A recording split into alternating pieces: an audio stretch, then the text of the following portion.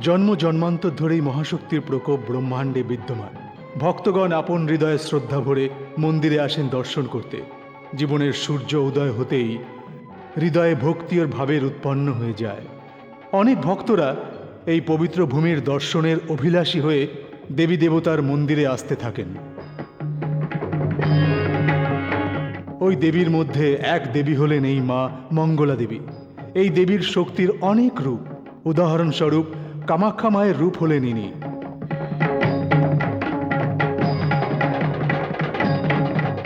শক্তির অন্য রূপ হল মীনাক্ষী দেবী।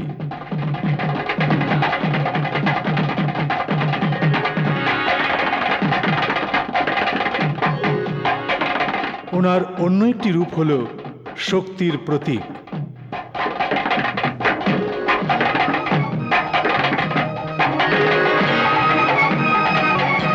অধর্ম এবং অন্যায়ের বিনাশকারিণী মহাকালীয় শক্তির প্রতীক।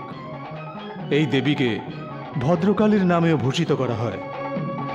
এই দেবীর গল্পই হল এই ছবি।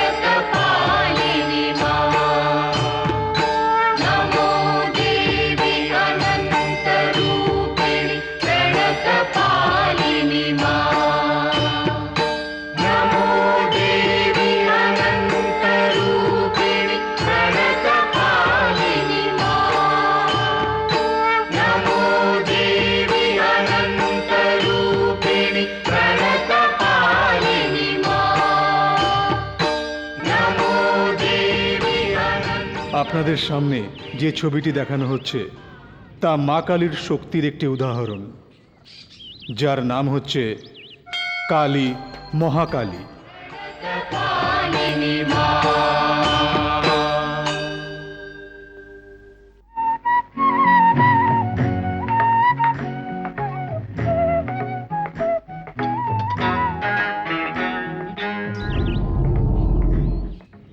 মঙ্গলময়ী মা, তোমার মহিমা অপরম্পার। মঙ্গলা মা, তুমি সবার মঙ্গলকারিণী। আমার হৃদয়ের এই তৃপ্তির আনন্দ তুমিই দিয়েছ। আরে আরে আরে, এ কি করছো তুমি? এই অবস্থাতে এত দূর থেকে হেঁটে মায়ের দর্শন করার জন্য এত কষ্ট করছো? দেবীকে প্রসাদ দিতে তো আমাকেও বলতে পারতে, আমি দিয়ে দিতাম। আমি যে আজ সন্তানের মা হতে চলেছি তার সৌভাগ্য প্রদান করেছেন স্বয়ং কালী মা। মা মঙ্গলাময়ী মায়ের দয়া আর কৃপাতেই আজ আমার এই সুপ্রাপ্ত হয়েছে। হরি দিন তো গেল, সন্ধ্যা হলো, পার করো আমারে। হরি দিন তো গেল, সন্ধ্যা হলো, পার করো আমারে। আমি দিন ভিখারি, সঙ্গে নাই মোর টাকা কড়ি। আমি দিন ভিখারি। কি দাদা, কি ব্যাপার? আজ তানসেনের মতো দীপক রাগ গাইছো যে? আরে চুপ কর, নয়তো টেনে এক থাপ্পড় মারবো। তখন তুই তানসেনকেও ভুলে যাবি। জানিস কেন গাইছিলাম? কারণ আমি বাবা হতে চলেছি। ও দিন তো গেল, সন্ধ্যা হলো, পার বাহ। করো আমারে।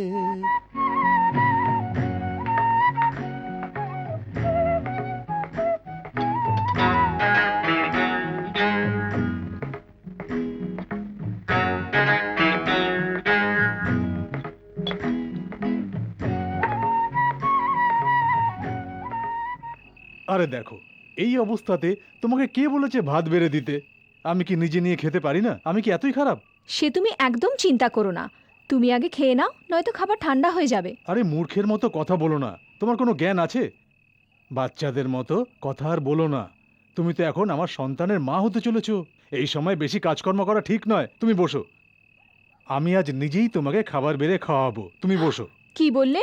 স্বামী স্ত্রীকে খাবার বেড়ে দেবে? একটু ভাবো, লোকে আমাদের সম্বন্ধে কি বলবে? সারাদিন কাজকর্ম করে তুমি ক্লান্ত হয়ে বাড়ি এসেছো, আগে তুমি খাও। এই দেখো, আমার কথা তুমি কখনোই শোনো না। নিজের কথা দিয়ে বুঝিয়ে দাও। আমার কথা শোনো, তুমি বসে পড়ো। আরে বসো, বসো না বলছি তো। তুমি দাদা, বসো। থামো বাবা, থামো। যদি এভাবে কথা বলতে থাকো তো খাবার ঠান্ডা হবে না। দাদা, এসব কি হচ্ছে? তুমি যতক্ষণ না খাবে বৌদিও খাবে না। এবার চুপচাপ বসে খাবার খাও। বসো না দাদা। বউয়ের কথা তো তুমি শুনলে না, কিন্তু বোনের কথা শেষে শুনতে হলো। এই নাও, বিশেষ করে তোমার জন্য এটা আমি বানিয়েছি।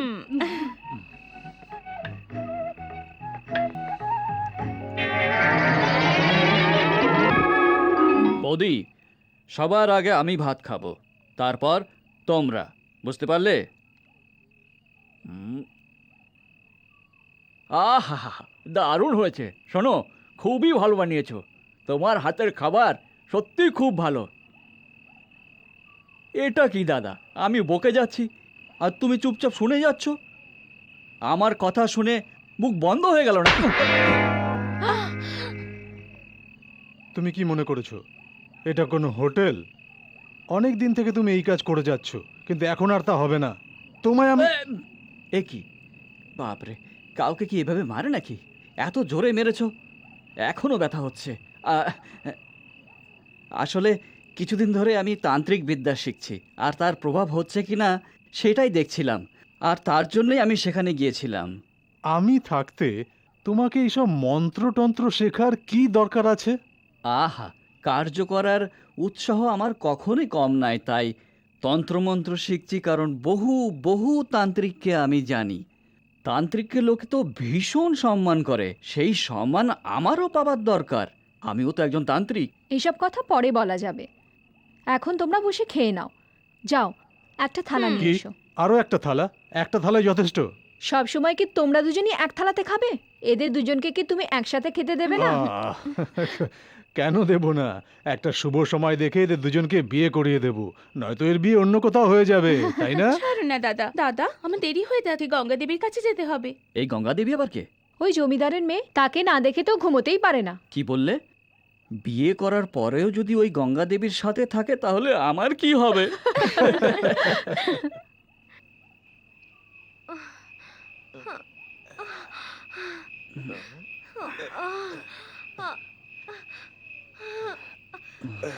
শোনো, তোমার বৌদির প্রসব বেদনা হচ্ছে, মনে হয় বাচ্চা হবে। আমি দাইকে ডেকে নিয়ে আসছি, তুমি খেয়াল রেখো।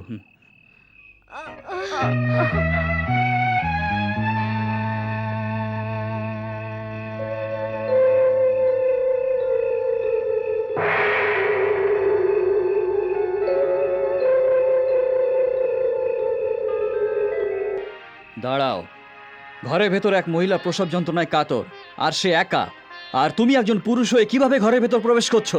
আশ্চর্য হোস না মূর্খ, এই সব আত্মীয়তা দেবতাদের অধীনে, সুতরাং তুই আমাদের কর্মে অজ্ঞান। তোর জ্ঞানের জন্য এতটুকু বলা উচিত যে এই শিশুর জন্মাবার আর ভাগ্য লেখা লেখনের জন্যই আমি এখানে এসেছি। তাই নাকি মহাশয়? এই শিশুর ভাগ্যের সম্বন্ধে আমাকে কিছু বলবেন? বলুন না। অসম্ভব। শিশুর দর্শন করার পরেই আমি ওর ভাগ্য নির্ণয় করব। তাহলে ভাগ্য লেখা লেখার পর আপনি যাবার সময় আমাকে কৃপা করে বলে যাবেন, আমি অপেক্ষা করব। শোন, জীবনের ভাগ্য লেখন বিধির বিধানের উপর নির্ভর করে, বিচারের উপর কখনোই নয়। বিধির বিধান কি মানুষ কিছু নির্ণয় করে, আর সেটা কিন্তু কখনই হয় না। আমি বিধির বিধান সম্বন্ধে অনভিজ্ঞ নই। আপনি শুধু এই শিশুর ভাগ্য লেখা লিখে যাবেন, কারণ জীবন তো ওকেই সামলাতে হবে, বুঝতে হবে, তাই না? আপনি গিয়ে বিধির বিধান লিখুন। তোর বিচার পুরোটাই সত্য, কিন্তু ওই শিশুর ভাগ্য লেখাকে অজ্ঞাত থাকা সেটাও কোনো প্রকারে ধর্ম নয়। ওই শিশুর ভাগ্য লেখা লেখার পর যাওয়ার সময় আমি নিশ্চয়ই তোকে বলে যাব।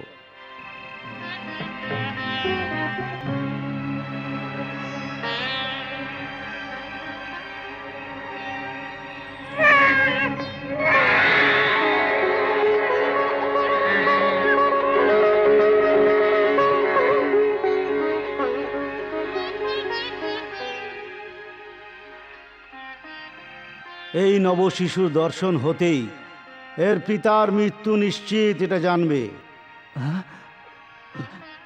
মনে রাখবে, এই শিশুর দর্শন হতেই এর পিতার মৃত্যু নিশ্চিত, এটা জানবে। এ কি বিধান!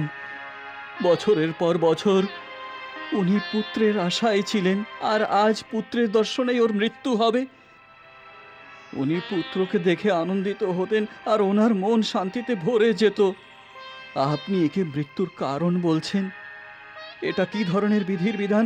আপনি এরকম ভাগ্য কেন লিখেছেন? আপনি দেবলোক থেকে এসেছেন না? আমি অসমর্থ, কারণ বিধির বিধান এটাই। মনে রাখবে, আমি তো শুধু আমার কর্তব্য করছি, কারণ এটা আমার ধর্ম। এতে কোনো সন্দেহ নেই, কোনো সন্দেহ নেই। শুনুন, আপনি আমার জীবন নিয়ে নিন, কিন্তু আমার বন্ধু ও তার পুত্রের ভাগ্য লেখা পরিবর্তন করে দিন। আমার জীবন নিয়ে নিন। সূর্যদেব যেদিন পূর্ব দিক থেকে না উঠবে, ওই দিন ওই বিধির বিধান পরিবর্তন করা যাবে। তার আগে কখনোই সম্ভব হবে না। বিধির বিধান পাপ পূর্ণ চক্রের উপরে নির্ভর করে, এটাই বিধির বিধান। মন দিয়ে শোনো, শিশুর এটা গ্রহের দোষ, যার দরুন এই সব ঘটনা হচ্ছে। এই কারণের জন্যই এই সময়কালে যদি পিতা পুত্রের দর্শন হয়, তবে মৃত্যু হওয়া পুরো নিশ্চিত, মনে রাখবে।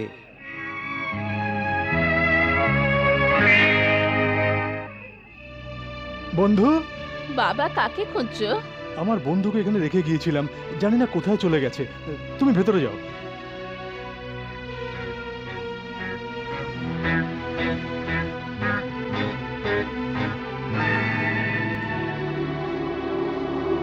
হায় মা কালী, এ কি অঘটন! বাবা একটু ভেতরে এসো তো। কি হয়েছে মাসি? তোমার স্ত্রীর বাচ্চা তো হয়েছে, কিন্তু তোমার বাচ্চা গেল কোথায়? বাচ্চা কোথায় গেল? তার মানে কে নিয়ে গেল বাচ্চা?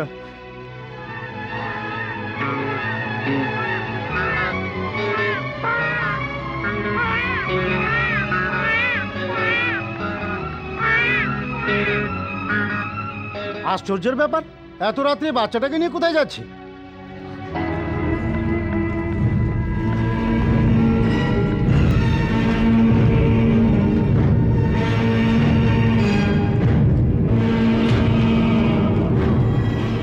কি ব্যাপার দাদা, কি হয়েছে? কাকে খুঁজছেন? আমার বাচ্চাকে পাচ্ছি না ভাই। আমার স্ত্রী বাচ্চা জন্ম দিয়েছে, কিন্তু কেউ আমার বাচ্চাকে নিয়ে পালিয়েছে। তাই নাকি?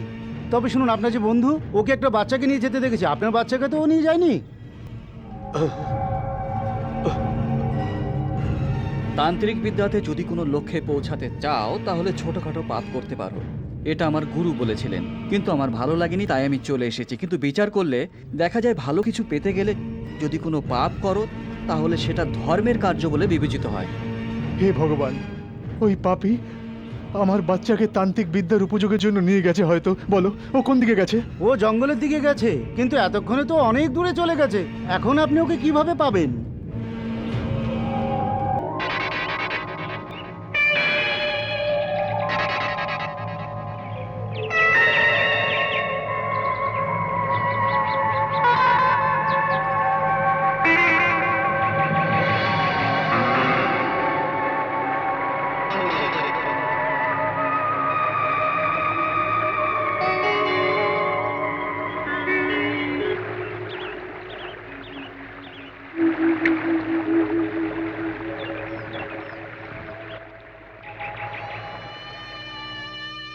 কেঁদো না বোন, এই সময় তোমার চোখ থেকে যে জল ঝরছে তা এক এক ফোঁটা রক্তের মতো।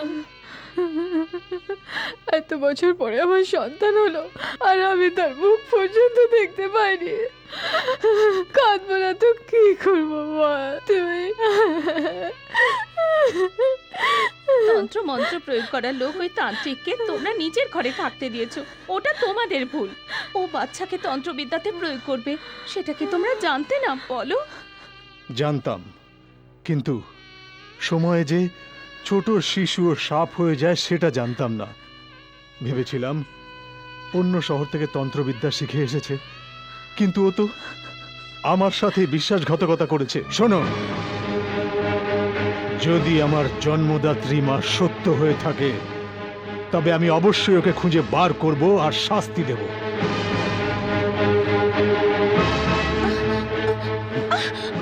দাদা দাঁড়াও, তুমি এই দা নিয়ে তুমি কোথায় যাচ্ছ? ওই পাপীকে শাস্তি দিতে। কোন পাষণ্ড? আমার একজনই শত্রু আছে, রামলাল। আমার সন্তানকে আমি দেখার আগেই ওই পাপী নিয়ে চলে গেছে। আমি জানতে পেরেছি ও শাকাপির জঙ্গলে থাকে। যতক্ষণ পর্যন্ত আমি ওর শরীরের টুকরো টুকরো না করব আমার মনে শান্তি হবে না। শোনো দাদা, আজ পর্যন্ত ওই জঙ্গলে যাবার সাহস কেউ করেনি। ওখানে কোনো মানুষ যেতে পারে না। যদিও জঙ্গলের দিকে যেত তাহলে কেউ না কেউ তো দেখতো। যেমন পাগল মেয়েদেরকে পাথর ছুঁড়ে লোকে হাসে, তেমনি দুঃখের সময় গ্রামবাসীরা নানা প্রকার উল্টো পাল্টা কথা বলে। কেন বুঝতে পারছো না তুমি? বলো। তুমি বুঝবে না। যতক্ষণ ওর শরীর থেকে মস্তক আলাদা না করছি আমি থামবো না। আমাকে যেতে দে। তুমি যেভাবে রেগে আছো দাদা, আমার তো বিশ্বাস হয় না যে রামলাল এমন বিশ্বাসঘাতক হতে পারে। ও তান্ত্রিক বিদ্যা জানে বলে ওই এমন কাজ করবে, সেটা তোমার ধারণা। ও এমন কাজ করবে না, এটা আমার বিশ্বাস। হ্যাঁ দাদা, হতে পারে ওর এমন কাজ করার পেছনে নিশ্চয়ই কোনো না কোনো কারণ আছে। আমি বলছি দাদা, একদিন তুমি অবশ্যই জানতে পারবে যে ওর কোনো দোষ নেই। সত্যি দাদা, যদি তোমার কথা সত্যি হয় তবে আমি প্রতিজ্ঞা করছি ওর গলা যে কেটে ফেলবে সে হলাম আমি। এই হাত দিয়ে। তোমার দিব্যি দাদা, এ আমার প্রতিজ্ঞা। অনেক হয়েছে, দুজনে মিলে ঝগড়া করছো। এদিকে বাচ্চাটাকে পাওয়া যাচ্ছে না, আর তোমরা দুজনে মিলে বন্ধুকে শত্রু ভাবছো। এটা ঠিক নয়। রামলাল শত্রু না মিত্র সেটা আমি ভাবছি না, কিন্তু আমার ছেলে জীবিত। যে কালীমা আমায় পুত্র বর দিয়েছিল সেই কালী মায়ের উপর আমার ভরসা আছে। মাই সব ঠিক করবেন, এটাই আমার বিশ্বাস।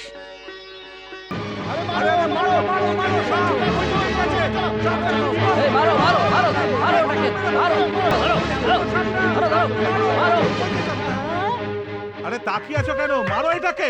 দাঁড়াও, মারছো কেন একে? তুমি একে মারতে বারণ দিচ্ছ, কিন্তু একটা জিনিস ভাবো, একে যদি না মারা হয় তাহলে আমাদের ছাড়বে? শোনো, এটা মন্দিরের সাপ, এই সাপকে মারা পাপ। তোমরা যাও। ছোট রানী বলেছেন না, এবার দাঁড়িয়ে আছো কেন? যাও এখান থেকে। চলো চলো চলো চলো। তার থেকে এসে যা। শোন, একটু দুধ নিয়ে আয় তো।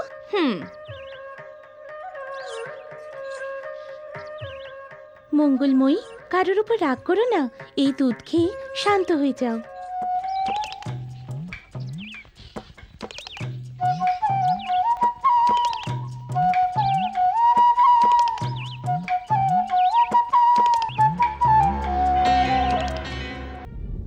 ওম মহাকালী কপালী নমঃ।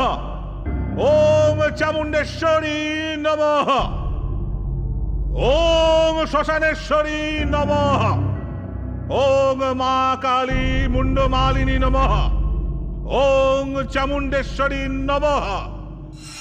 ওম মুন্ডমালিনী নমঃ। ওম জলামুখী নমঃ। ওম ছিন্নমস্তা নমঃ। ওম মা কালী মহাকালী নমঃ।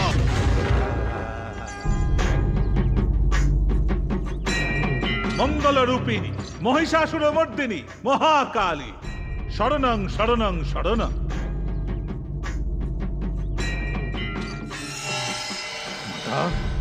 আজ পর্যন্ত তুমি যে বর কাউকে দাওনি, ওইসব তন্ত্র মন্ত্র মায়াজালের বর দিয়ে আমাকে ধন্য করে দাও। আমি সারা জীবন তোমার গুণগান করব আর তোমার পূজা করব। বল, তোর কি বর চাই? মাতা, আমি যখন চাইবো তখনই কারোর জীবন নিতে পারবো, আর যখনই চাইবো জীবন দিতে পারবো। এমন কোন বরদান তুমি আমায় প্রদান করো কালিমা, ব্যাস এইটুকু আমার চাওয়া। কেন হাসছো মাতা? এত বরদান পাওয়ার পরও তুই এমন বরদান চাইছিস, তাই হাসছিস? কালিমা, হ্যাঁ, যে তোকে তৃষ্ণা মেটাবার জল দিয়েছে তারই জল তুই নষ্ট করতে চাইছিস। তান্ত্রিক, বর চাইবার সীমা থাকা উচিত। পঞ্চতন্ত্র, নবগ্রহ, প্রাকৃতিক শক্তি সব শুধুমাত্র মায়েরই অধীনে আছে। যদি এই সব শক্তি তুই পাবার ইচ্ছে রাখিস তান্ত্রিক, তাহলে তোরই বিনাশ হয়ে যাবে। আমায় দুঃখ দিয়ে চলে গেছে, আমি এটা কিছুতেই সহ্য করব না। আমি সব ধ্বংস করে ছাড়বো। গুরুদেব, গুরুদেব, গুরুদেব, অমাবস্যার রাতে রুদ্রাক্ষকে কালী মাতা বর দান না করে চলে গেল। তার অর্থ কি? যে কোনো প্রকারে আমার ওই দুটো বর চাই, যে কোনো প্রকারে আমার ওই দুটো বর চাই। আমি ভীষণ মর্মাহত গুরুদেব, আমি ভীষণ মর্মাহত। তান্ত্রিক, ক্রোধিত হবে না।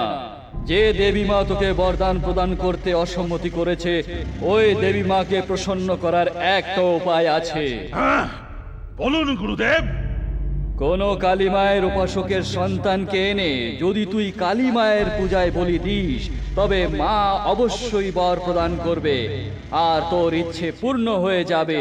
চিন্তা না করে যেমন আমি বললাম ঠিক তেমনি একটি নারীকে তাড়াতাড়ি খোঁজ করে আর ওকে চরিত্রহীনের দোষ দিয়ে ওকে বল ওর গর্ভের সন্তান ওর স্বামীর নয়, আর সেই সন্তানকে বলি দে। যথা আজ্ঞা গুরুদেব। হ্যাঁ, হ্যাঁ।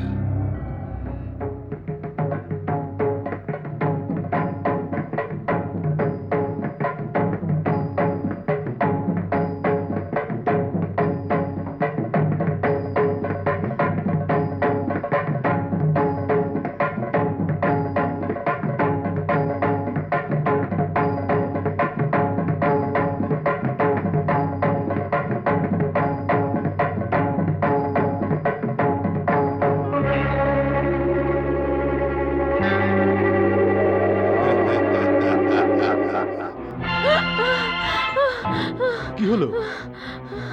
খারাপ স্বপ্ন দেখেছো? বলো, কেন চিৎকার করে উঠলে? হ্যাঁ, কেউ দেখছে আমাকে, কেউ চুপি চুপি দেখছে আমাকে। কি যাতা বলছো? স্বপ্ন দেখছিলে? সব দরজা জানলা বন্ধ, তোমায় কে দেখবে?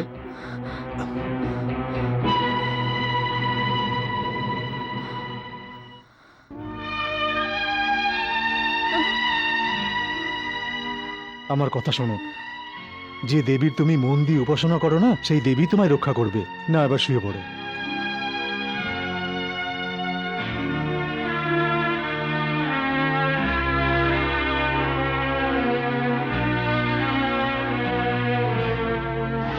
মারো এই ঋষিকে মারো আমাকে মেরো না, মারো, মারো। আমাকে মেরো না। আমি একজন তীর্থ সাধু। তোমরা মারছো কেন? পারবে না। আমাকে মেরো না। আরে দাঁড়াও দাঁড়াও দাঁড়াও। শোনো, একে তো বৃদ্ধ, তার উপর সন্ন্যাসী, একে কেন মারছো? জ্ঞান দিতে এসছো নাকি? এবার তোমার দেখাচ্ছি। এখনই দাঁড়াও। মজা দেখাচ্ছে এটাকে হ্যাঁ, মারো।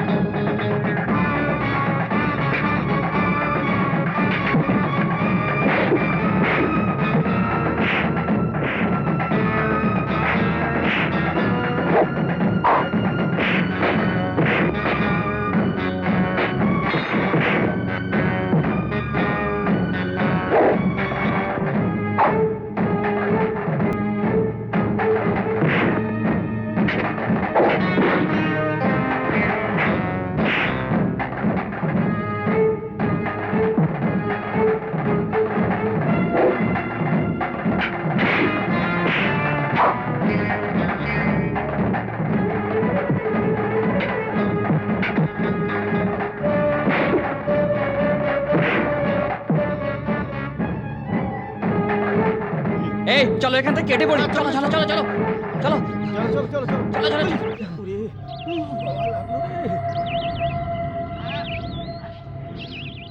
বৎস, হ্যাঁ বলুন। এই নাগদেবীকে গঙ্গার জলে স্নান করাবার জন্য আমি কাশী যাচ্ছিলাম। এরা কোথা থেকে এসে আমাকে নির্মমভাবে আক্রমণ করলো। তুমি আমায় রক্ষা করলে, বেঁচে থাকো। দেখুন, আপনার মতো সাধুলোকের সাথে সাক্ষাৎ হওয়া ভাগ্যের ব্যাপার। যদি আপনি আমার বাড়িতে এসে ভোজন গ্রহণ করেন তবে আমার সন্তুষ্টি হবে। অন্তর থেকে বলছো? না করতে পারবো না। চলো। আসুন। হ্যাঁ গো, শুনছো? রাস্তায় একজন সন্ন্যাসীর সঙ্গে পরিচয় হয়, ওনাকে বাড়িতে এনেছি ভোজনের জন্য। উনি বাইরেই আছেন। উনি বাইরে কেন? ভেতরে নিয়ে এসো। ঠিক আছে মহারাজ, আপনি ভেতরে আসুন। আসুন না।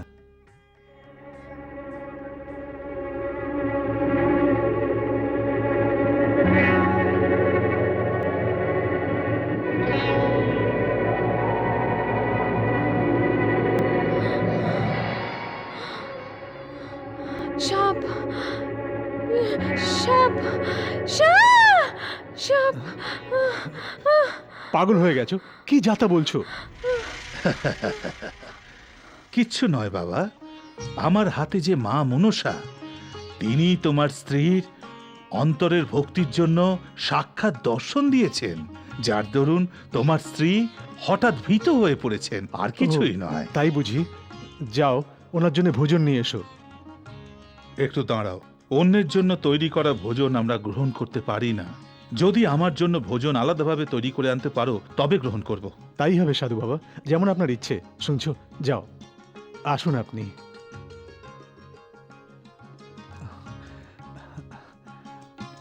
এখানে বসুন।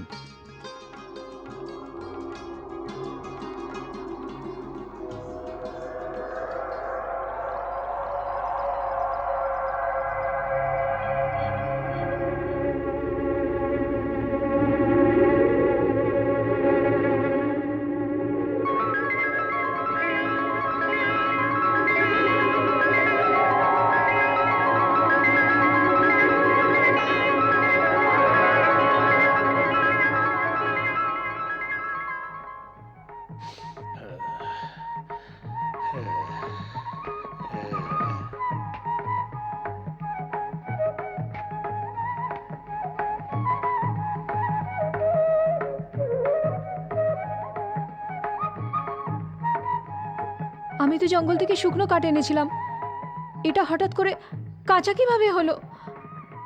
কালিমা, এই কাঠ দিয়ে আমি কিভাবে রান্না করব? শুনছো?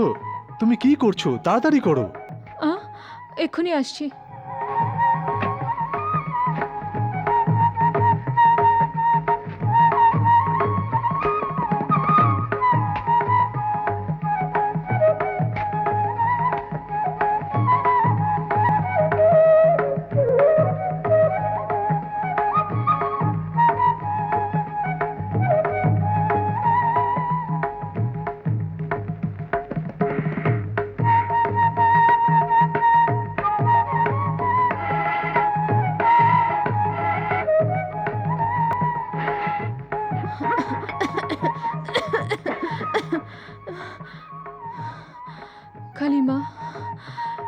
আগে তো কখনো এমন হয়নি মা।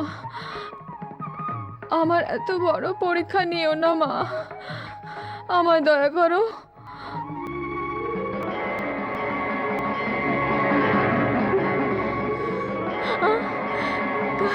কালিমা,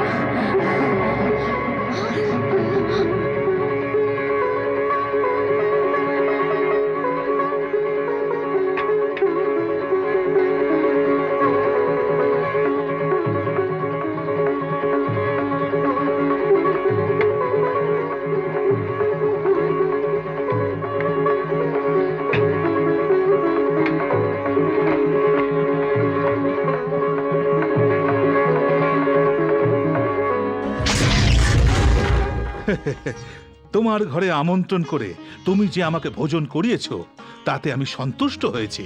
সদা প্রসন্ন থাকো। সাধু বাবা, একটা মিনতি আছে। বলো। যেদিন থেকে আমার শিশু জন্মগ্রহণ করেছে সেদিন থেকেই ও হারিয়ে গেছে। আমার স্ত্রী মনে করে ও জীবিত আছে। আপনি দয়া করে কিছু বলুন সাধু বাবা। তোমার ছেলে জীবিত তা জেনেই আমি তোমার ঘরে প্রবেশ করেছি। যে ঘরেতে পুত্র নেই সেই ঘরে আমরা ভোজন করি না, সেটা তো তুমি নিশ্চয়ই জানো। যে কারণে তোমার পুত্র এই ঘর থেকে হারিয়ে গেছে, একদিন নিশ্চিত রূপে এই ঘরে শীঘ্রই ফিরে আসবে। তুমি ধৈর্য রাখো, এটাই বিধির বিধান পুত্র। আমি আসছি। আপনি নাগমাতাকে ফেলে যাচ্ছেন।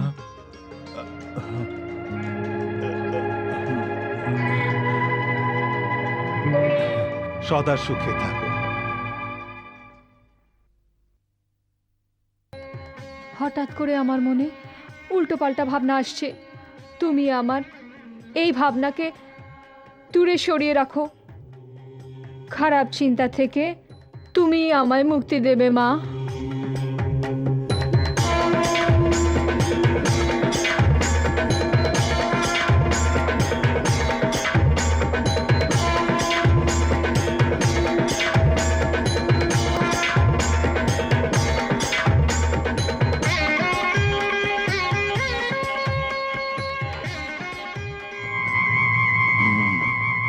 কাঁচা কাঠকে জ্বালিয়ে ও বুঝিয়ে দিয়েছে যে ও মা মঙ্গলার উপাসক। এবার অন্য আর একটা পরীক্ষা করতেই হবে।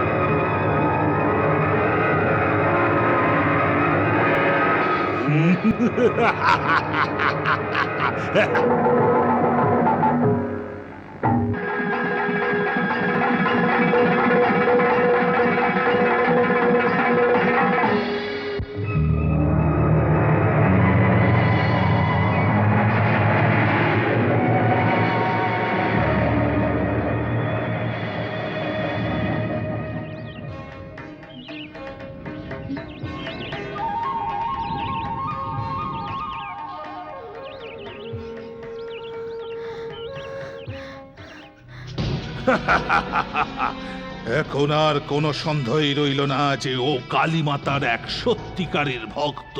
কিন্তু আমিও আমার শক্তি দিয়ে অলৌকিক ক্রিয়া করতেই থাকবো।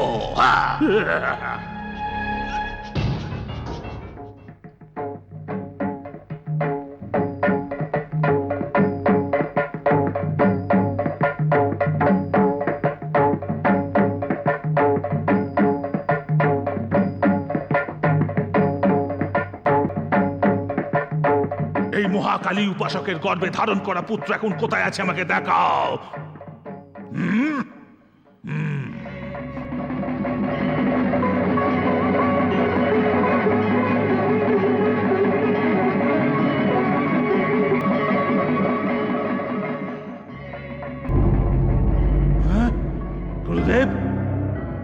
গুরুদেব, গুরুদেব, এ কি অশোভন! যে শিশুকে আমি মা কালীর কাছে বলি দেবার জন্য চেষ্টা করছি, সেই শিশুকে মা কালী দেখছি রক্ষা করছে। এখন আমি কি করব? আমি তো কিছুই বুঝতে পারছি না। তান্ত্রিক, তুই নিজের যজ্ঞ আর তপ দিয়ে মা কালীকে প্রসন্ন কর আর সেই শিশুকে নিয়ে আয়। সেই শিশুর বলিতেই তুই দৈবিক শক্তির অধিকারী হবি। আমাকে আপনি বলুন, আমি যে বরদান চেয়েছি সেটার কি হবে? যতক্ষণ পর্যন্ত কালীমা প্রসন্ন না হন, তোর বরদান পূর্ণ হবে না। কিভাবে গুরুদেব? কৃপা করে একবার বলুন। যে মায়ের গর্ভ থেকে ওই শিশু জন্মগ্রহণ করেছে, ওই মা আর কালী মায়ের মধ্যে যে সম্পর্ক আছে সেটাকে শেষ করতে হবে। তাই হবে গুরুদেব। জ্যোতিষ বিদ্যায় এমন সংযোগ প্রথমবার দেখতে পেলাম। জমিদার বাবু, আমি আপনাকে কি বলবো? হা হা হা, বা বা বা বা বা বা বা বা। জমিদার বাবু, নক্ষত্রের এমন শুভ মিলন প্রথমবার দেখতে পেলাম। সম্পূর্ণ গ্রহ নক্ষত্র ছোট রাজকুমারীর জন্মতিথি অনুযায়ী শুভ এবং সন্তোষজনক দেখাচ্ছে। এমন কোষ্ঠী গঙ্গা দেবীর ভাগ্যে যে আছে তা ভগবান নিজেই স্বয়ং অচম্বিত। কি বুঝলেন আপনারা? হ্যাঁ হ্যাঁ, বোন, তোমার কি মত? যদি কুষ্টি মিলে থাকে তবে জাঁকজমক করে বিয়ে দিয়ে দেওয়া তবে আর উচিত। দেরি কেন? আয়োজন শুরু করা যাক। কত সুন্দর বিবাহের ভালো সময় নির্ধারিত হয়েছে। বৃষ রাশি আর অনুরাধা নক্ষত্রের অমৃত যুগতে এই সময় নির্ধারিত হয়েছে। বা বা বা বা বা, কত সৌভাগ্যশালী এই কন্যা। এখন সন্দেহ নেই, আপনি নিশ্চিন্ত হয়ে বিবাহের আয়োজন করেন। হ্যাঁ, ঠিক বললাম না? একদম ঠিক। আসলে এটা খুব আনন্দের কথা। আমার কন্যার বিবাহ সেই দিনই স্থির করা যাক। আচ্ছা।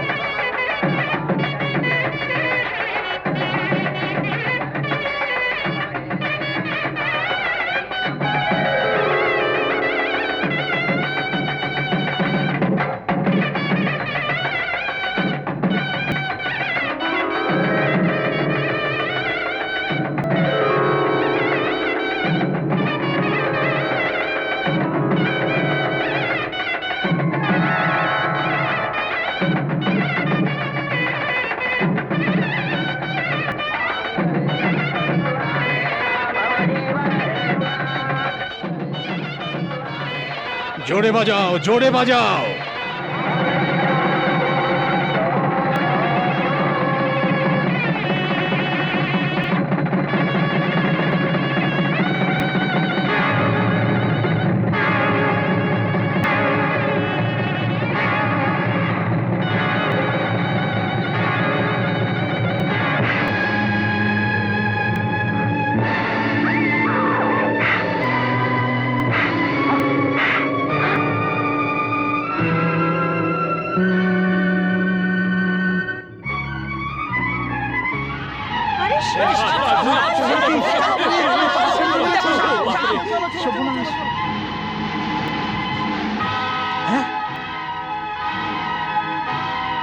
হে ভগবান, এই সাপ তো মন্দিরের নাগ দেবতা।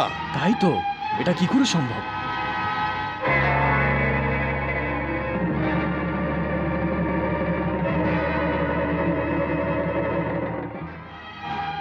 কলিযুগেতে ভগবানও অন্ধ হয়ে গেছে। মন্দিরের সাপ তো শুভ হয়, কিন্তু মন্দিরের সাপে বিবাহ মণ্ডপে এসে আমার সিঁদুর ছিনিয়ে নেবে আমি কখনো ভাবিনি। এমন নিষ্ঠুর অন্যায় আমার ওপর কেন করলো? জীবনের শুভ দিনে আমার এমন সর্বনাশ করলো। ও কালী মঙ্গলময়ী, না করে শত্রু।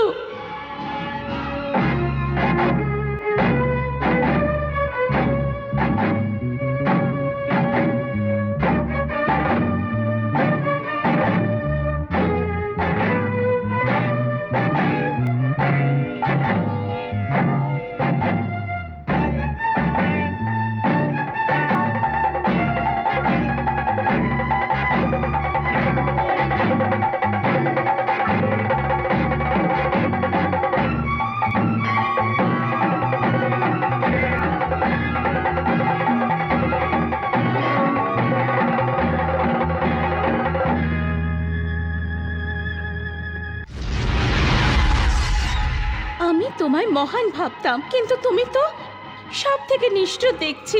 তুমি এটা ঠিক করনি, এটা খুব অনর্থের কথা। মন্দিরে এলে মঙ্গল হয়, ভক্তজন সেটাই জানি, কিন্তু তুমি তো সর্পরূপ ধারণ করে আমার স্বামীর জীবন নিয়ে নিলে। এটা তোমার অন্তিম সর্বনাশ। প্রতিজ্ঞা করছি, যতদিন জীবিত আছি তুমি এই মন্দির থেকে কখনো বাইরে যেতে পারবে না।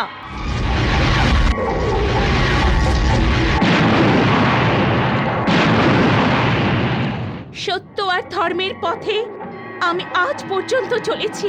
যদি এটা সত্যি হয় তবে এই মন্দিরের দীপ নিভে যাবে।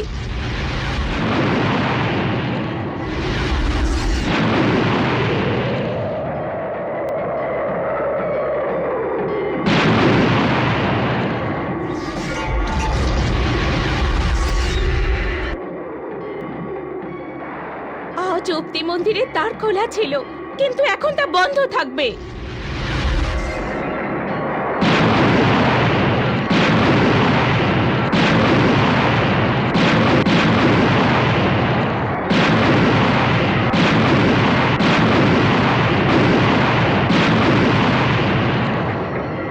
আরে ছেলেটাকে মেরেই ফেলবে নাকি? হ্যাঁ, ও নাক কেটে দেবো, আমি ছাড়বো না ওকে। আরে বলবে তো কি করেছেটা কি?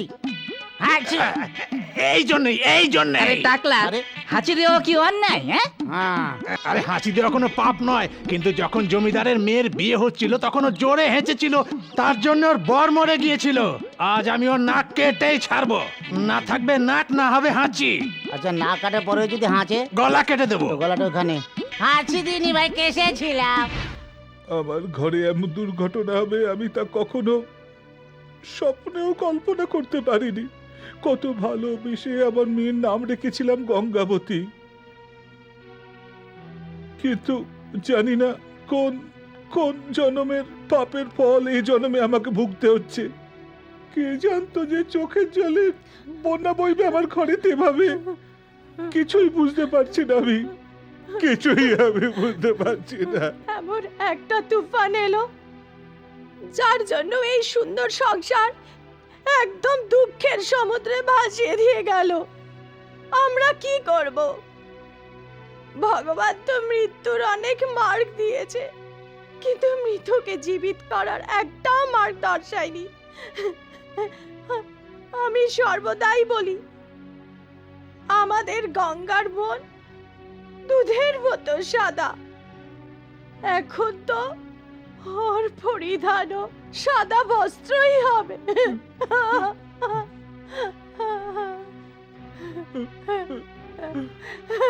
না, কখনোই না।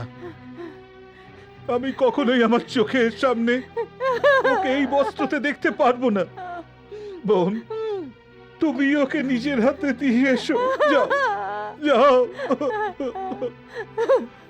ও নতুন কাপড় দেখে কেনা দায়িত্ব ও আমার উপরেই সর্বদা ছাড়তো। এখন এই শ্বেত বস্ত্র ও আমাকেই দিতে হচ্ছে। এমন সময় আসবে তা আমি কখনোই ভাবিনি, কখনোই না। হে ভগবান!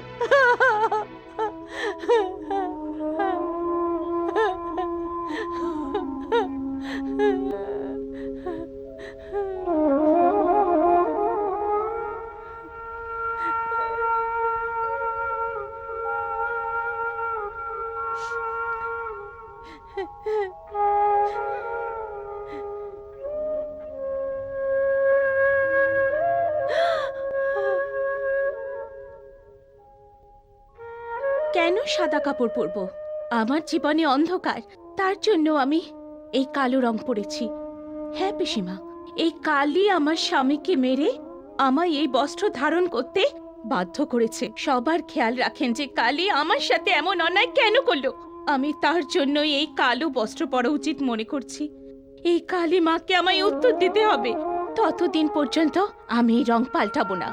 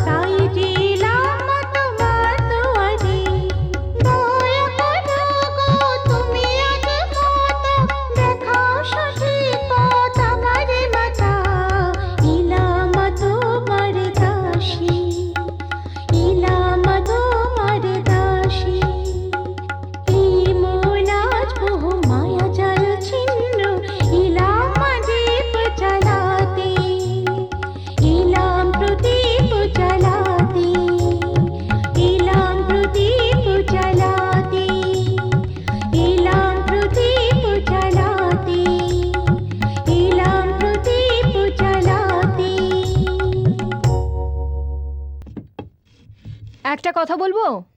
কি? আজ আমি হাটেতে লক্ষ্মীকে দেখেছি। ও তো এমনভাবে কাঁদছিল, আমি কি বলবো। কেন কাঁদছিল? ওর ভাই জমিদারের কাছে জমিতে কাজ করে। ও তোমার বোনের সাথে বিয়ে করতে চায়, তোমাকে জিজ্ঞেস করতে বলেছিল। বোনের বিয়ের ব্যাপারে আমিও ভাবছি। ওই পাষণ্ড রামলালের সাথে ওর বিয়ে দেবার ইচ্ছে ছিল, কিন্তু ওই পাপী তো আমার স্বপ্নটাই ভেঙে দিল। এখন ওই পাপীর সাথে আমার বোনের বিয়ে হোক, সেটা আমি চাই না।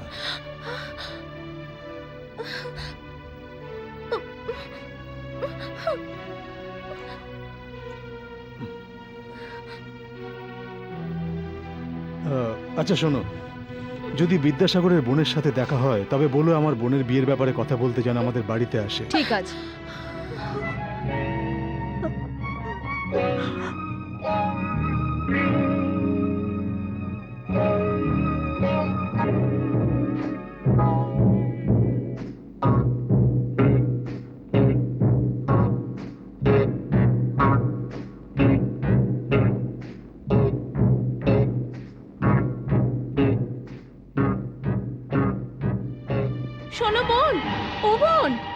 শোনো বোন, তোমার ননদ, কি ব্যাপার? তোমার ননদ জঙ্গলে দেখে যাচ্ছে হাতে দা নিয়ে। আমি ওকে দেখেছি যেতে। তাড়াতাড়ি গিয়ে ওকে থামাও, আমার ভীষণ ভয় করছে।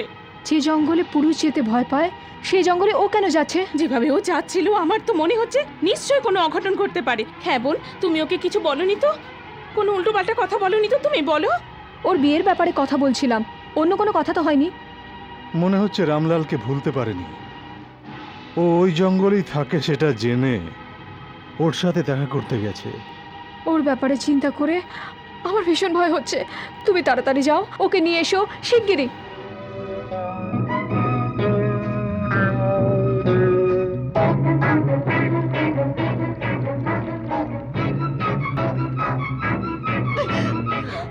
ছেড়ে দে আমার হাত। যতক্ষণ পর্যন্ত আমি তোর গলা না কাটি আমার শান্তি হবে না। হুম, আমায় মারতে চাও? তবে আমায় নিশ্চিন্তে মারতে পারো। সবাই আমাকে ভুল বোঝে। সবাই আমাকে মারতে চায়, কিন্তু শিশুকে আমি ঠিকভাবে রেখেছি। হ্যাঁ, ওই দেখো, এই বাচ্চা কত আনন্দে আছে এখানে। তুমি ওর সাথে দেখা করতে চাও না?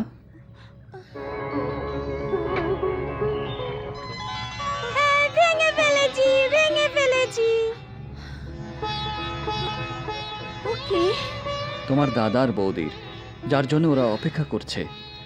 এই ছেলেকে আমি কেন উঠিয়ে এনেছি তার কারণটা তুমি জানতে চাও না? কারণ আছে।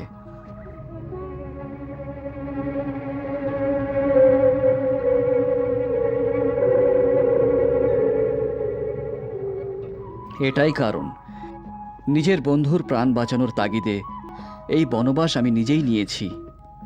এটা কোনো অন্যায় নয়। এবার তুমিই বলো। আমায় ক্ষমা করো। অন্যদের থেকে তোমার কথা শুনে আমি সহ্য করতে পারিনি। আমায় ক্ষমা করে দিও। ওঠো।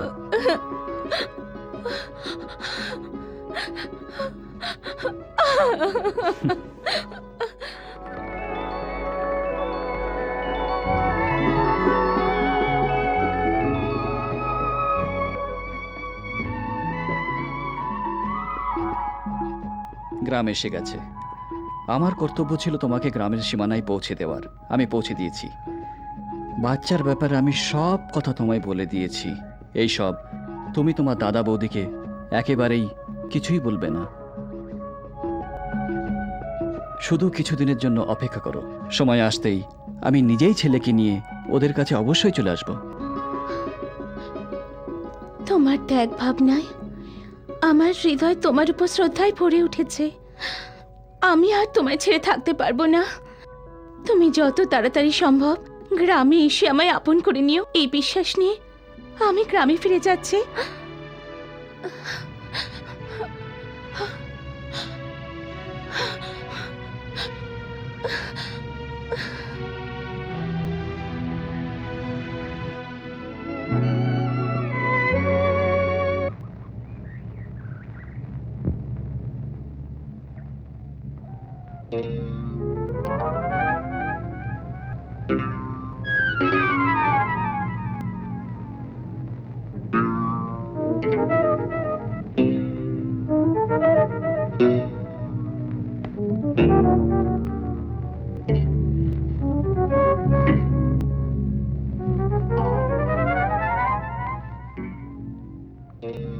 এতদিন ধরে আমি তোকেই খুঁজছিলাম। বল আমার ছেলে কোথায়? বল কোথায় আমার ছেলে? এই বলবি কি না বল?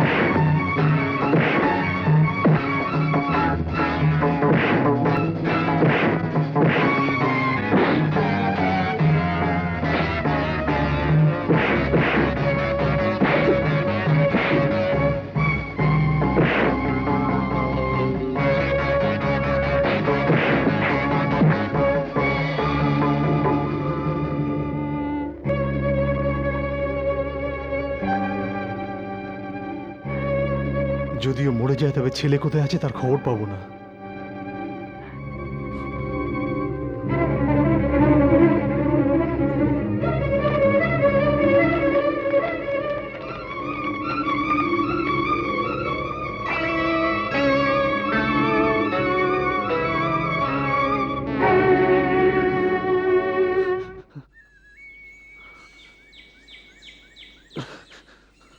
বাবা, তোমায় কে মেরেছে আমায় বলো, আমি ওকে মেরে ফেলবো। এখানে এসো। তোমার যাতে কোনো কষ্ট না হয় তার জন্য আমি ফিরে এসেছি। কি বলছো তুমি? শোনো, এবার তোমার বোঝার সময় এসে গেছে। তুমি কি ভালো মন্দ বোঝো না? বাচ্চা নাকি? যে জঙ্গলে পুরুষ যেতে ভয় পায়, ওই জঙ্গলে তুমি একা চলে গেছো। তোমার এত সাহস! ওই তান্ত্রিক বন্ধু রূপে আমাদের শত্রু হলো, তাও তুমি ওই শত্রুর জন্য নিজের ভাইকে অপমান করার মানে কি? ও কি তোমার উপর কোনো জাদু করেছে? মাঝরাতে ও যেমন করে আমার শিশুকে নিয়ে গেছে, সেই রকম তোমাকে নেবার জন্য ও কি কোনো ষড়যন্ত্র করছে? অনেক হয়েছে বৌদি, ওর বিরুদ্ধে যদি আর কোনো কথা বলে তবে আমি আমার প্রাণ ত্যাগ করব। সত্য আর ত্যাগের জীবন্ত মূর্তিও। তুমি জানো না বৌদি, তোমার স্বামী যাতে কিছু না হয় আর তোমার শীতে সিঁদুর যাতে বজায় থাকে, সেই কারণে ওইখান থেকে তোমার ছেলেকে নিয়ে চলে গেছে বৌদি। যা তুমি ভাবছো তেমন কোনো কাজ রামলাল করেনি। কি বলছো তুমি? হ্যাঁ বৌদি, ওর সাথে দেখা করার পরই আমি সবকিছু জানতে পারি। আরো বলছি, তোমার ছেলে ওর কাছে নিরাপদে আর আনন্দে আছে বৌদি। কি বললে? আমার ছেলে, আমার ছেলেকে তুমি দেখেছো? আমার ছেলে কেমন আছে? বলো বলো আমায়, তাড়াতাড়ি বলো না কেমন আছে আমার ছেলে। কুগ্রহে জন্মানো এই বাচ্চাকে যদি দাদা দেখে নিত তবে ওনার মৃত্যু নিশ্চিত সেটা জেনেই ও বাচ্চাকে নিয়ে জঙ্গলের দিকে চলে যায় বৌদি। এছাড়া আর কোনো কারণ ছিল না। এবার বলো বৌদি, ও কি শত্রু খুনিও?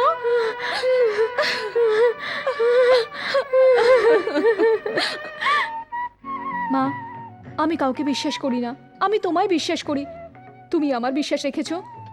আমার সন্তান ভালোভাবে আছে এই খবরটা পেয়ে আমি অত্যন্ত খুশি হয়েছি মা। তোমার কৃপা অসীম মা, তোমার কৃপা অসীম।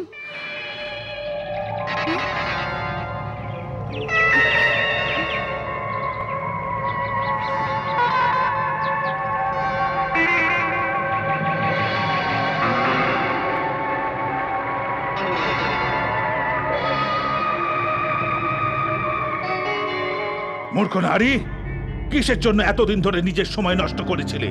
আমার কথা শোন আর তোর পুত্রকে আমায় সমর্পণ কর। আমার ছেলে আমি তোকে কেন দেব? একজন তান্ত্রিককে জিজ্ঞাসা করছিস ছেলে কেন দেব? পাপি, তার মানে আমার ছেলেকে? হ্যাঁ, এর জন্য একজন সাধারণ লোক যে শক্তি পায় না সেটা আমি পেয়েছি। তোর ছেলে মোক্ষ লাভ করবে। দেব না, দেব না, কোনো অবস্থাতেই আমি আমার ছেলেকে দেব না। তার মানে এই যে তোর স্বামীর মৃত্যু নিশ্চিত আর তুই বিধবা হবি হবি, তার জন্য তুই তৈরি থাকিস।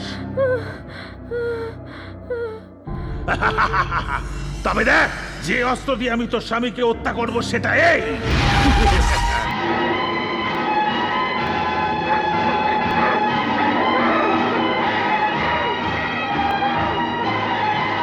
মা, মঙ্গলাময়ী মা।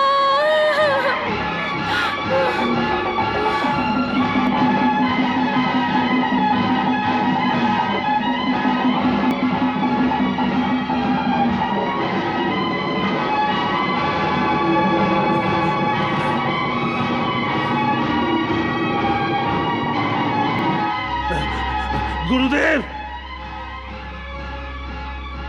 তান্ত্রিক, কি? তন্ত্র মন্ত্রে যন্ত্র এত সহজ নয় মূর্খ। তুই যদি লক্ষ্য প্রাপ্তি করার ইচ্ছে রাখিস তবে এই রকম কষ্ট তো স্বাভাবিক, যেটা তোর কাছে আসতেই থাকবে। ওই কষ্টের সাথে সংঘর্ষ করে বিজয় প্রাপ্ত করাই তোর জন্য একমাত্র উচিত। সময়ের গতিকে জান। গুরুদেব, ওই নারীর সংসারে এমন সংকট তৈরি কর যাতে ওই নারীর বিশ্বাস কালী মাতার উপর থেকে শেষ হয়ে যায়, আর কালী মাতা ক্রোধিত হলে তুই ওর পুত্রকে পেয়ে যাবি। তাই করব গুরুদেব। ওই কালীমাতার ভক্তের স্বামীকে আমি এমন কষ্ট দিয়ে মারবো, এবার আমি আমার ভেলকি দেখিয়েই ছাড়বো।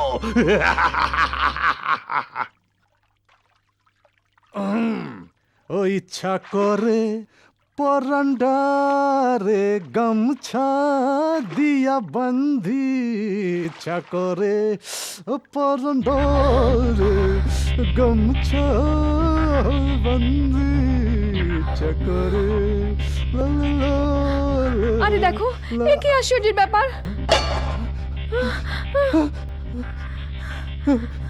হে মা মঙ্গলাময়ী,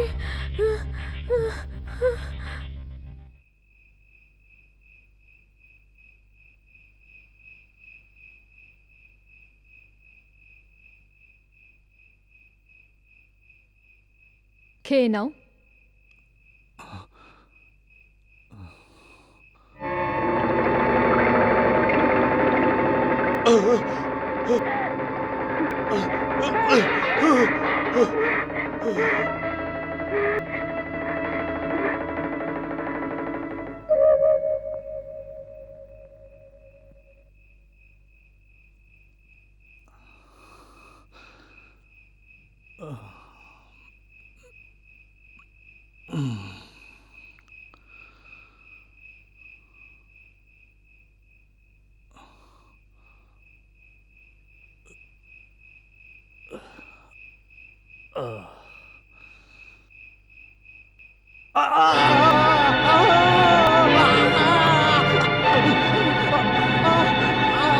কি হয়েছে? কি হয়েছে?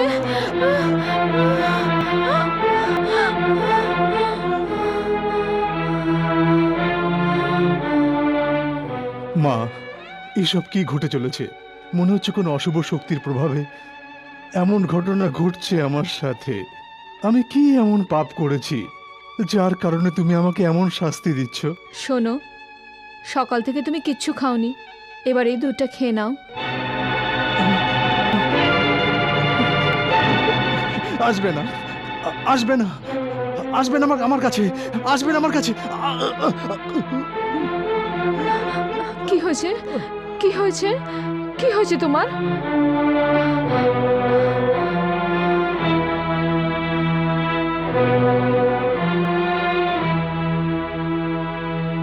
আমি হাত জোর করছি, আমার স্বামীকে কিছু করবেন না, আমার স্বামীকে ছেড়ে দিন। মূর্খ নারী, যদি তুই পতিব্রতা সতী হয়ে থাকতে চাস তবে তোর শিশুকে ত্যাগ করতে হবে। আমি কোনো তাড়াহুড়ো করছি না, চিন্তা ভাবনা করে উত্তর দিবি, তা না হলে অনর্থ হয়ে যাবে। কি ভাবছিস? আমি ঠিক বলছি, দৈবিক শক্তির কাছে তোর তান্ত্রিক শক্তি কিছুই করতে পারবে না। আমার কালীমা আমার ছেলে আর আমার স্বামীকে নিশ্চিত জীবিত রাখবেন। তোর যা ইচ্ছে তুই তাই কর। এই মূর্খ নারী, যদি যদি আমি তোর স্বামীকে তোর থেকে আলাদা না করি তবে আমি আমার সব তন্ত্রমন্ত্র ছেড়ে দেবো। জেনে রাখ, বিজয় আমারই হবে।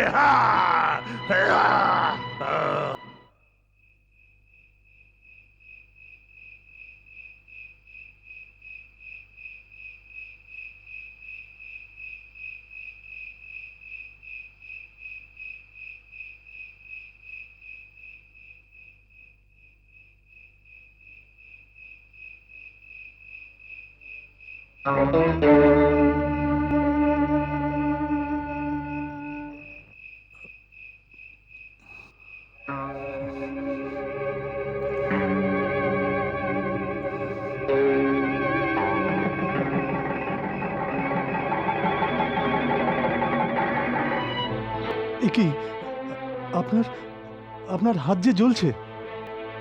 তুমি এর চিন্তা করবে না, প্রথমে এই আলো জ্বালিয়ে দাও।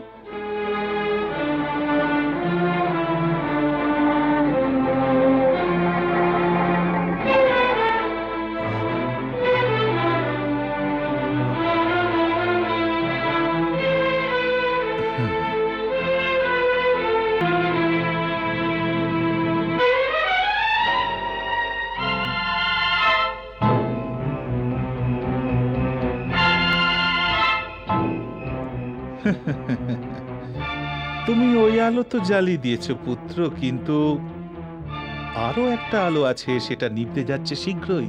সেটা হলো তোমার জীবন। এ কি বলছেন সাধু বাবা? হ্যাঁ পুত্র, এটা তোমার জন্য এক অন্তিম পরীক্ষা হবে। তাই বুঝি বাবা? এ কেমন জীবন বুঝতে পারছি না। ঠিকভাবে ঘুমোতে পারছি না, ঠিকভাবে খেতেও পারছি না। আমাকে যে পাপ ভুগতে হচ্ছে সেটা অগণিত সাধু বাবা। যদি তুমি এই পাপ থেকে মুক্তি পেতে চাও, তবে তোমার পুত্রের সঙ্গে সর্বদা থাকতে হবে। এটা কি করে সম্ভব হবে সাধু বাবা? আমার ছেলে তো আমার সাথে। সাধু বাবা, আমার ছেলে কোথায় আছে আপনি জানেন? তোমার ছেলে কোথায় আছে সেটা বলার আমার প্রয়োজন নেই, কারণ তোমার ছেলে কোথায় আছে সেটা তোমার স্ত্রী জানেন। হ্যাঁ?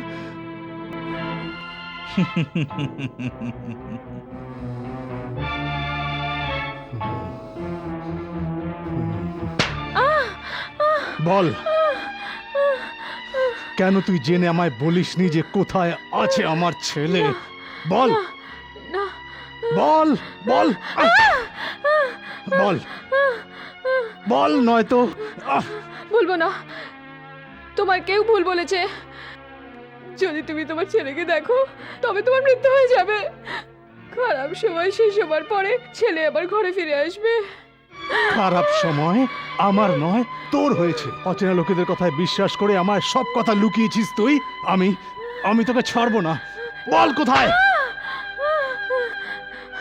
মারো, মেরে ফেলো আমায়। আমার জীবনের থেকে আমার স্বামীর জীবনের দাম অনেক বেশি। সন্তানের ব্যাপারে কিছু জিজ্ঞেস করো না। বলবো না, আমি কিচ্ছু বলবো না। ভেবেছিলাম আমার বন্ধুই আমার সব থেকে বড় শত্রু, কিন্তু দেখতে পাচ্ছি তুই আমার বন্ধুর থেকেও বড় শত্রু। আমার ছেলেকে খুঁজে বার করা আর আমার জীবন রক্ষা করা আমি খুব ভালোভাবেই জানি। বুঝতে পারলি? শোনো,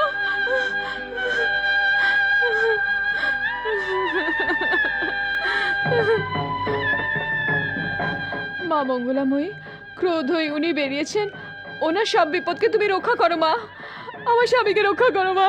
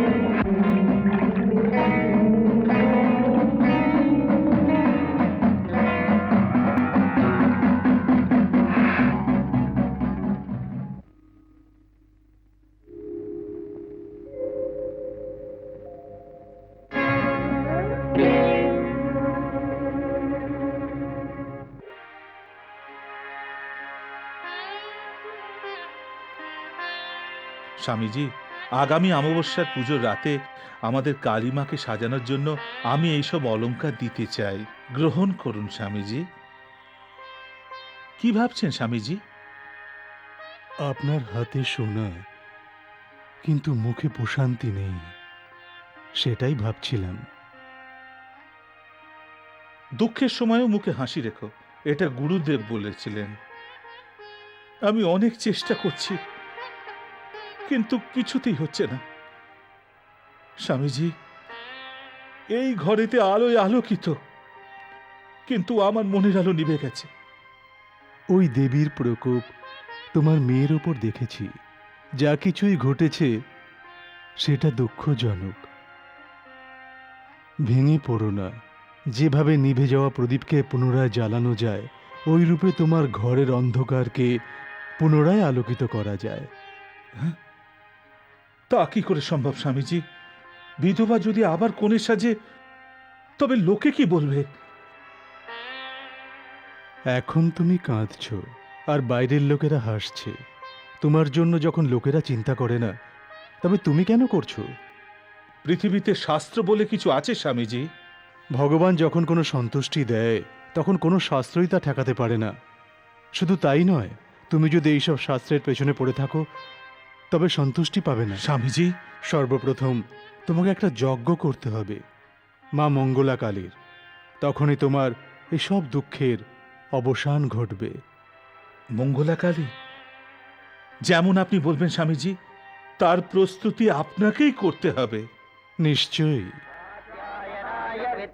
কন্যাকুমারী ধীমহি তন্নো দুর্গে প্রচোদয়াৎ।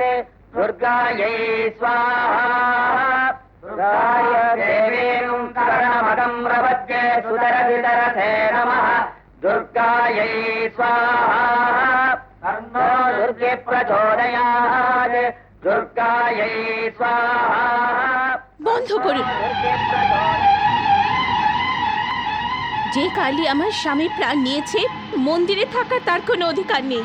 আর আপনারা ওকে ঘরে এনে যজ্ঞ করছেন, যে আমার এমন সর্বনাশের কোনো উত্তর দেয়নি। আপনারা সবাই মিলে সেই দেবীর আরাধনা করতে বসেছেন।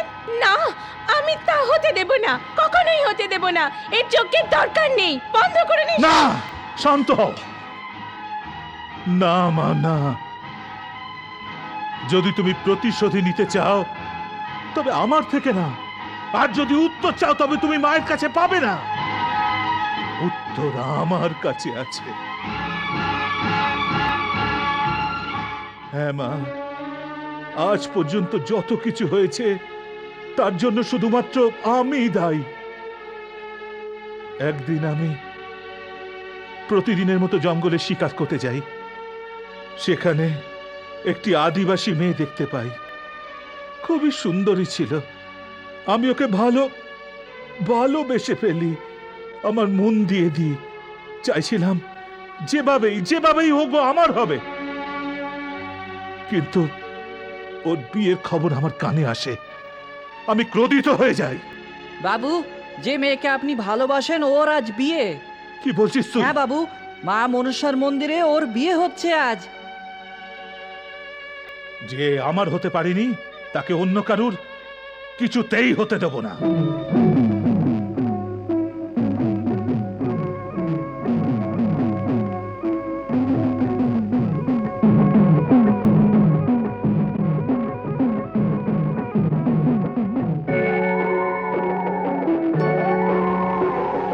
বাতাসে আজ মধুর মায়া, আকাশে ছায় প্রেমের ছায়া।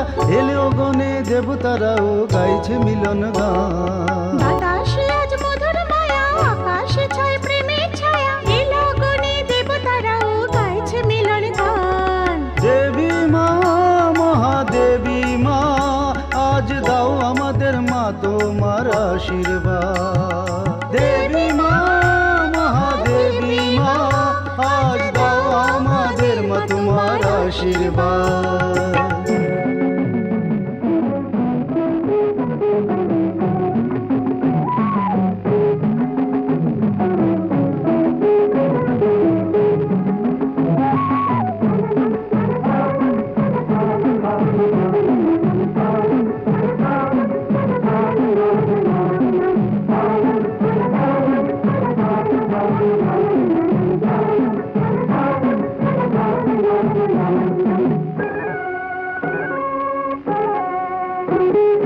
প্রেমেরই বন্ধনকে রাখো সকল সময় যত্নে। জীবনটাকে ভরে দাও মা নতুন নতুন রত্নে।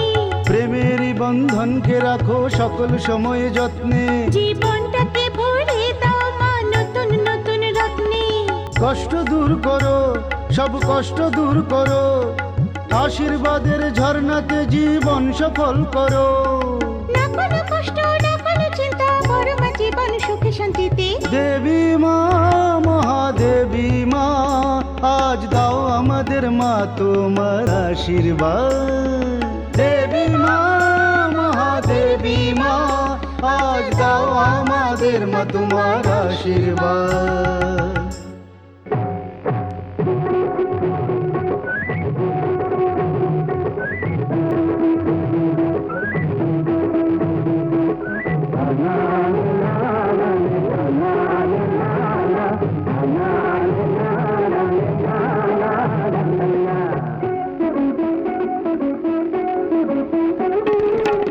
সাজিয়ে মনে আমার হলো যে ইচ্ছা মা।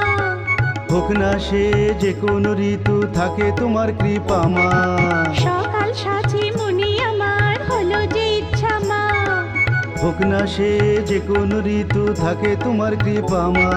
সাগর সমুদ্র পাহাড় নদী আজ গাইছে মিলন গীত নাচে নটরা। বাজে হৃদয়ে বসন্ত বাহার সারা অঙ্গে তাই রঙিন ফুলের সাজ। দেবী মা মহাদেবী মা আজ দাও আমাদের মা তোমার আশীর্বাদ।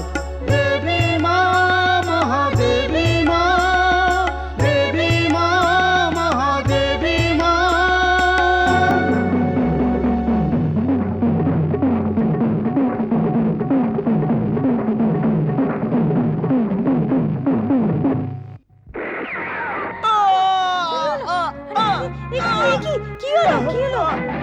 আরে কি হয়ে গেল? কি হলো সেদিন তুমি আমার ভালোবাসার কথা শুনতে চাওনি, কিন্তু আজ আমি তোমার সিঁদুরকে চিরতরে মুছে দিলাম। পাপি, আমাকে বিয়ের দিনই বিধবা করে দিয়েছিস তুই পাষণ্ড। তোর ভালো হবে না। কাঁদো, আরো কাঁদো। সেদিন আমি কিছুক্ষণের জন্য কেঁদেছিলাম, আর আজ তোমরা সারা জীবন ভরে কাঁদবে। আহা! ওরে পাপী, তোর কাছে শক্তি আছে, সেই শক্তির জোরে তুই এমন নিচু কাজ করলি। শুনে যা, তোর কাছে যে শক্তি এর চেয়েও বড় দুনিয়াতে একটা শক্তি আছে। জমিদার, ওই মা মনসা দেবীর শক্তির উপর আমি তোকে শাপ দিচ্ছি, যেভাবে তুই আমার মেয়েকে বিয়ের দিনে বিধবা করলি আর আমি আজ ওর দুঃখে দুঃখিত, তেমনি ভাবে তোর মেয়ে ও বিয়ের দিনেই বিধবা হয়ে যাবে। এই মা মনসা অবশ্যই তোকে দণ্ড দেবে। সেদিন তো আমি মনে মনে হেসেছিলাম, কিন্তু আজ আমার মন কান্নায় ভেঙে যাচ্ছে। আমারই কর্মফলে আজ আমারই ঘরে আমার মেয়েকে ভুগতে হবে, তা আমি কখনোই ভাবিনি, কখনোই না, কখনোই ভাবিনি। আমি আজ সত্যি অনুতপ্ত। জানি মা, আমারই কর্মফলে তোমাকে কেন ভুগতে হচ্ছে এটাই তুমি ভাবছো, তাই না? শ্রবণের অন্ধ বাবা মা দশরথকে বলেছিলেন যে তুমি তোমার ছেলের জন্য আমার মতো কাঁদবে।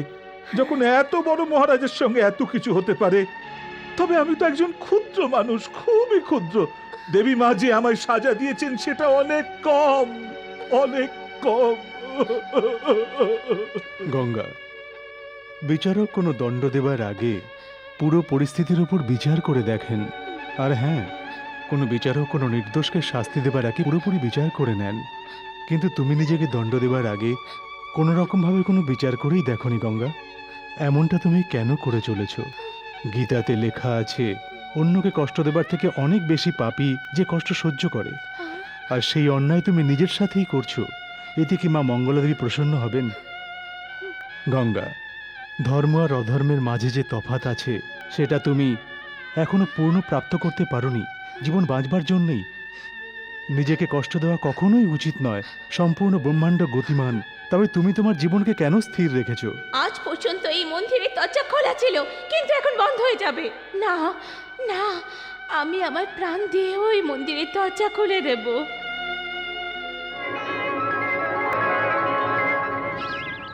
বাবা, কি হয়েছে তোমার? তুমি চাঁদের দিকে তাকিয়ে আছো। আমাদের বনবাসের সময় সমাপ্ত হয়েছে। এখন আমি তোমাকে তোমার বাবা মার কাছে নিয়ে যাব। তুমি জানো না, এই বনবাসে আমরা 5 বছর পার করেছি। এখন আমাদের অশুভ গ্রহের কাল সমাপ্ত হয়েছে। তুমি কি বলছো?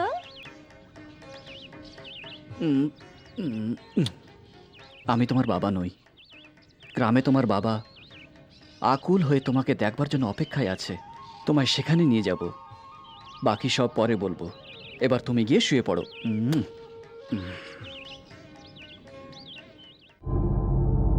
তান্ত্রিক, ওই বালকের রক্তেই মা কালী প্রসন্ন হতে পারে।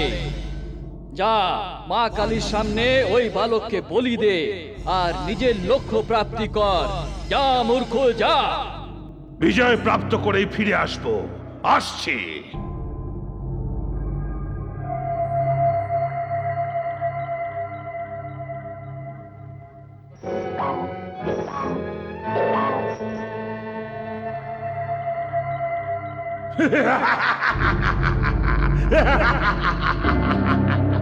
তবে শোন, নিজের তন্ত্রবিদ্যায় অত গর্বিত হোস না।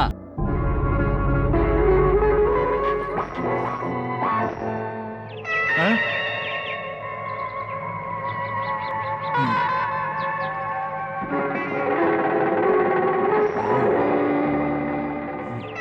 দাঁড়াও।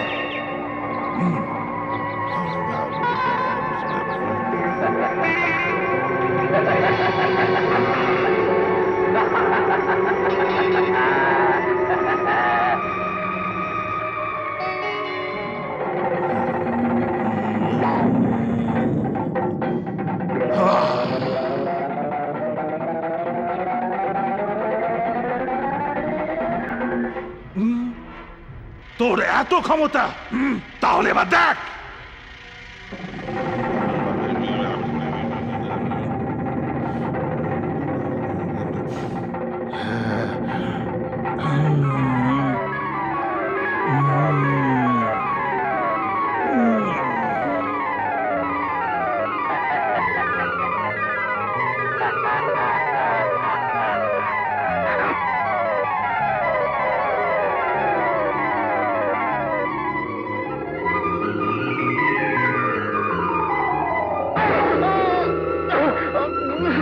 চলো।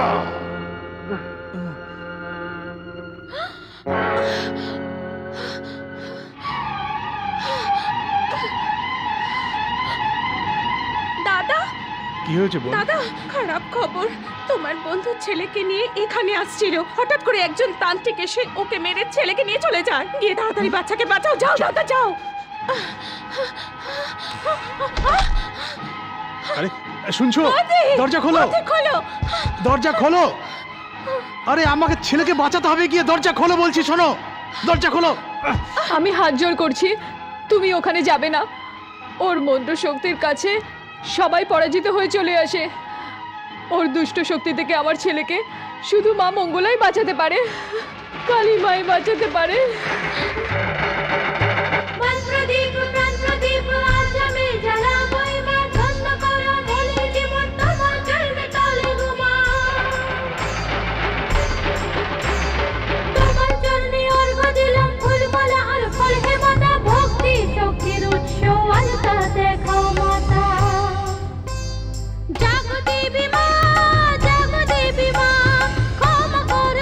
সকল ভুল করেছি যা, জাগো দেবী মা।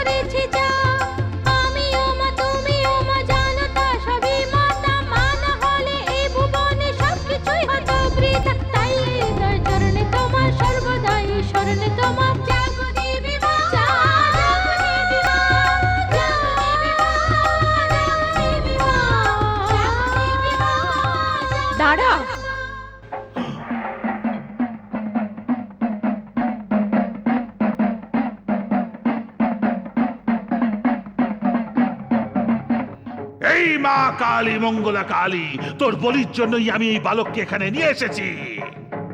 হ্যাঁ, আমি বলি চাই, কিন্তু নির্দোষ শিশুর নয়। তোর মতো পাপী, তোর ইচ্ছে পূরণের জন্য তুই অবলা নারীকে দুঃখ দিয়েছিস। পাপী, অধম, এবারে শিশুর জীবন নিতে চাইছিস। সব পাপীদের জন্য তোর বিনাশ একটা উদাহরণ থাকবে। অন্যকে বিনাশ করে নিজের কল্যাণ করতে চাস, তোর মতো পাপীদের এই ধরাতে জীবিত থাকার কোনো অধিকার নেই, কোনো অধিকার নেই। তোর নিধন আজ, তোর সর্বনাশ হোক।